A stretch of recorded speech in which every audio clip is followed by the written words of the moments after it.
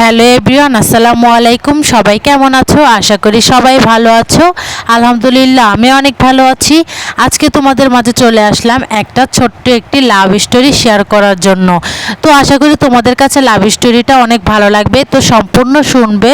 অনেক রকম ভিডিওর সাথে তোমাদেরকে আজকে লাভ স্টোরিটা বলবো। তাহলে আর বেশি কথা না বলে আমার এই গল্পটা শুরু করি। আসলে গল্প না বললেই চলে, এটা আমার জীবনের অনেকটার সাথে মিল আছে। তাহলে শুরু করি। 1 বছর রিলেশন করার পর তার সাথে বিয়ে বসলাম।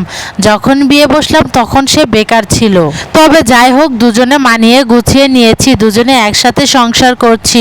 তবে ফ্যামিলি থেকে মানতে রাজি নয়, তারপরেও আমরা আমাদের মতন সংসারটা শুরু করলাম। সে আমাকে অনেক বেশি ভালোবাসতো এবং কেয়ার করতো, আমিও তাকে অনেক বেশি ভালোবাসতাম।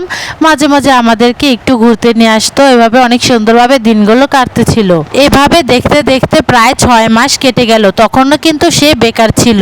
আমাদের বিয়েটা দু পরিবারের কোনো পরিবারই মেনে নেয়নি, তাই আমরা শ্বশুরবাড়ি কিংবা আমার বাবার বাড়ি কোথাও উঠতে পারিনি।